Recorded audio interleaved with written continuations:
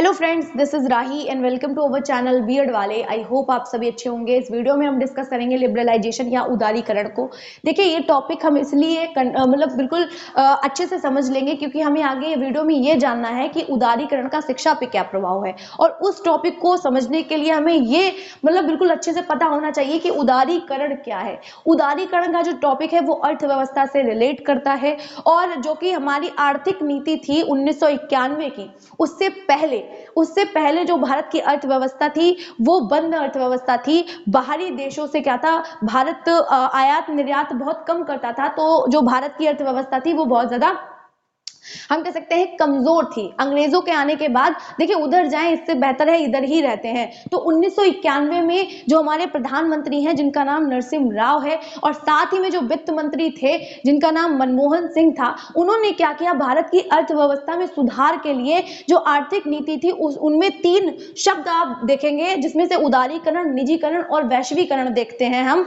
जो कि जिसने क्या किया, इन तीनों ही शब्दों ने, ये केवल शब्द नहीं है, एक तरीके की नीतियां हैं जिनके द्वारा क्या हुआ, भारत की जो अर्थव्यवस्था थी उनमें सुधार आया। तो उनमें से हम एक को समझ रहे हैं यहाँ पे, उदारीकरण को।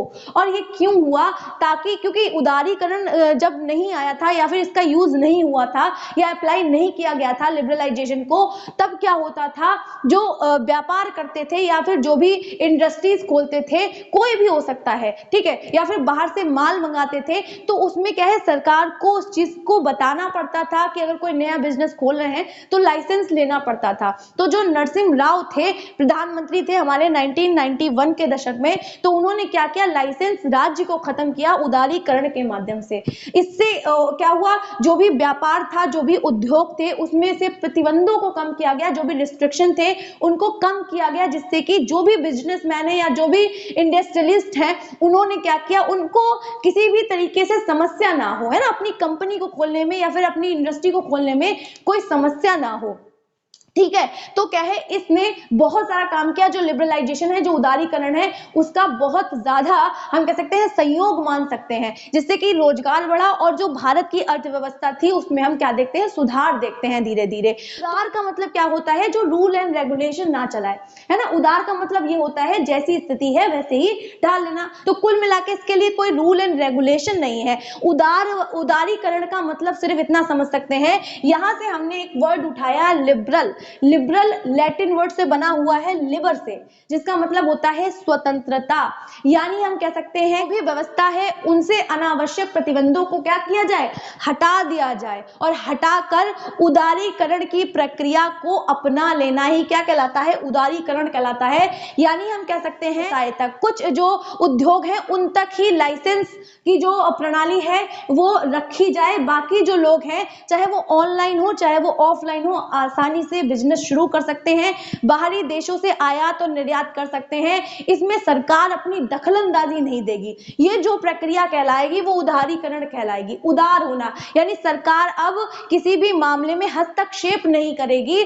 जो भी समाज के जो लोग हैं, वो अगर कोई अपना नया व्यवसाय या उद्योग खोलना चाहते हैं तो वो आसानी से खोल सकते हैं। इसमें सरकार केवल उन व्यापार या उन उद्योगों में अपना हस्तक्षेप करेगी जो समाज के लिए हानिकारक हो। जैसे हम कह सकते हैं तंबाकू का उद्योग हो गया, या फिर हम कह सकते हैं शराब की फैक्ट्रीज हो गई, या फिर दवाई किसी तरीके की बनाई जाती है किसी फैक्ट्री में, तो उसके लिए लाइसेंस जरूरी कर दिया गया। लेकिन अगर अलग से कोई बिजनेस शुरू करना चाहता है या उद्योग शुरू करना चाहता है तो सरकार क्या है, उसमें अपना हस्तक्षेप नहीं करेगी। अगर बाहर से कोई सामान मंगाना है तब भी सरकार उसमें अपना हस्तक्षेप नहीं करेगी। और साथ ही में जो लाइसेंस राज था, ठीक है, मैंने कहा ना, देखिए, खाली अगर किसी के पास गन है तो वो समाज के लोगों के लिए खतरनाक हो सकती है, तो उसके लिए आपको लाइसेंस बनवाना पड़ेगा। यानी कुछ क्षेत्रों तक ही जो लाइसेंस की जो प्रणाली, जो पद्धति है, वो सीमित रखी गई। मतलब कुल मिला के हम कह सकते हैं चीजों को आसान बनाना है, जिससे कि हमारी जो अर्थव्यवस्था है वो डेवलप हो सके। ठीक है, तो इसको हम क्या कहेंगे, उदारीकरण कहेंगे। अब हम इसको एक डेफिनेशन के माध्यम से भी समझ लेते हैं। कह रहे हैं उदारीकरण एक नई आर्थिक नीति है जिसके द्वारा देश में ऐसा आर्थिक वातावरण स्थापित करने का प्रयास किया जाता है जिससे देश के व्यवसाय व उद्योग स्वतंत्र रूप से विकसित हो सके। ठीक है, कुल मिला के हम कह सकते हैं जो भी व्यवस्था है उससे अनावश्यक प्रतिबंध हटाना, रिस्ट्रिक्शन को हटाना, जिससे कि कोई भी उद्योगपति या कोई भी व्यापारी क्या कर सके, अपना काम आसानी से कर सके। उसको जैसे अगर हम कह सकते हैं एक फैक्ट्री मेरे पास है, हमें 4 जगह लगानी है, तो हमें क्या करना पड़ेगा, बहुत ज्यादा मेहनत करनी पड़ेगी, तब हम कहीं 4 फैक्ट्रीज को लगा पाएंगे। लेकिन जब ये जो उदारीकरण की जो प्रणाली थी उसको अपनाया गया, तो क्या किया गया, वो जो लाइसेंस पद्धति थी उसको खत्म कर दिया गया। जाहिर सी बात है, लाइसेंस राज को समाप्त कर दिया गया, तो इंसान को अपनी जो हम कह सकते हैं जो व्यापार है उसको फैलाने में आसानी होने लगी, ठीक है, अपने उद्योगों को खड़ा करने में आसानी होने लगी। तो इस तरीके से उदारीकरण ने काम किया, या उदारीकरण इसको हम कहते हैं, ठीक है। उसके कुछ उद्देश्य भी हैं उदारीकरण के, उसको भी हम देख लेते हैं, उससे आपको और अच्छा समझ आएगा। जैसे कि हम कह सकते हैं लाइसेंस प्रणाली को सरल करना, जैसे कि मैंने कहा कि ये कुछ उद्योगों तक ही सीमित कर दिया गया सरकार के द्वारा, ना कि अलग कोई भी हो सकता है, कोई भी व्यक्ति समाज का हो सकता है, वो क्या कर सकता है, अपना व्यापार या उद्योग खोल सकता है।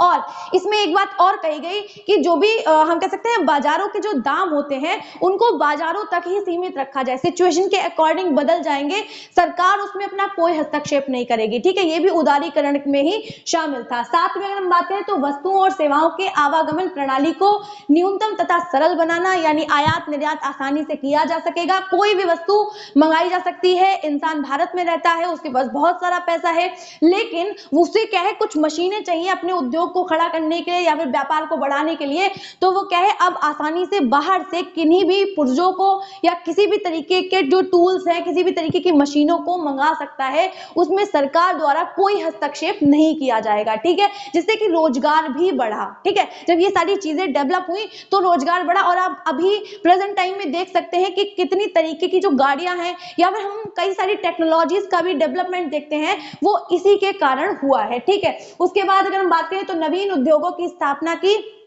स्वतंत्रता देना, यानी अभी मैंने वही बात की कि कोई भी इंडस्ट्री अगर आपको लगानी है तो उसके प्रति सरकार क्या कर रही है, आपको स्वतंत्रता दे रही है। आप आसानी से कहीं पे भी अपनी जो कोई भी बिजनेस हो सकता है, छोटे से छोटा हो सकता है, बड़े से बड़ा हो सकता है, सोचने की जरूरत नहीं है, उसमें आपको सरकार से परमिशन लेने की जरूरत नहीं है, ठीक है। या फिर हम कह सकते हैं कोई खतरनाक केमिकल से रिलेटेड अगर आप कोई उद्योग लगा रहे हैं तब आपको सरकार की परमिशन लेने की जरूरत पड़ती है, ठीक। उसके बाद अगर हम बात करें तो इंस्पेक्टर राज्य को लगभग समाप्त कर दिया गया, क्योंकि इंस्पेक्टर राज्य का मतलब यह है कि बार बार चेकिंग करना किसी के माल की या फिर उससे पूछताछ करना, ये सारी चीजें लिमिटेड कर दी गई, आसान कर दी गई, ठीक है।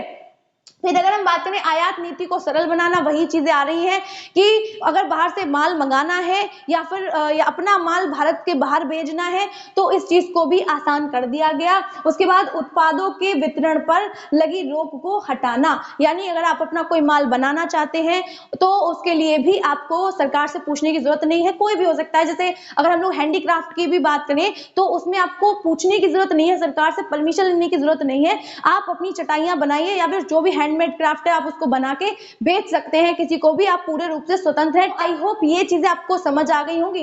देखिए ये जो उदारीकरण का टॉपिक है वो बहुत ज्यादा आसान है। देखिए इसमें अगर आप एक पूरी कंक्लूजन देखें तो सरकार ने कई सारे रिस्ट्रिक्शन हटा दिए कि वो किसी भी व्यक्ति को लाइसेंस देना पड़ेगा या फिर जो है उसे बहुत सारे पेपर्स वर्क करना पड़ेगा, तो ये सारी चीजें सरकार ने आसान कर दी, जिससे कि कोई भी व्यक्ति क्या कर सके, आराम से व्यवसाय कर सके, उद्योग लगा सके। और जब ये सारी चीजें होंगी तो हमारी अर्थव्यवस्था क्या करेगी, विकसित होगी, और जो भारत की अर्थव्यवस्था है आज के समय पे वो बहुत ज्यादा डेवलप है, ठीक है। हम कह सकते हैं जो भारत की अर्थव्यवस्था है वो अच्छी अर्थव्यवस्थाओं में से एक है, ठीक है। तो वो किस वजह से है, वो इसी वजह से है जो हमारी 1991 की आर्थिक नीति थी, जिनमें इन नीतियों को अपनाया गया था, या इन शब्दों को अपनाने के बाद में हमारी जो भारत की अर्थव्यवस्था थी उसमें कई सारे सुधार देखे गए थे। तो ये टॉपिक इतना ही रखते हैं क्योंकि हम इसे सिर्फ समझना चाहते थे कि उदारीकरण आखिर क्या है। अब हम इससे नेक्स्ट वीडियो में उदारीकरण का शिक्षा पे क्या प्रभाव है या फिर उदारीकरण किस तरीके से शिक्षा में वर्क करता है,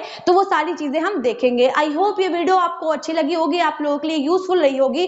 तो अगर आप लोगों को वीडियो अच्छी लगी हो तो वीडियो को लाइक करना और चैनल को सब्सक्राइब करना बिल्कुल भी मत भूलिएगा। मिलते हैं इसी तरीके की मोर वीडियोस के लिए, तब तक के लिए जय हिंद।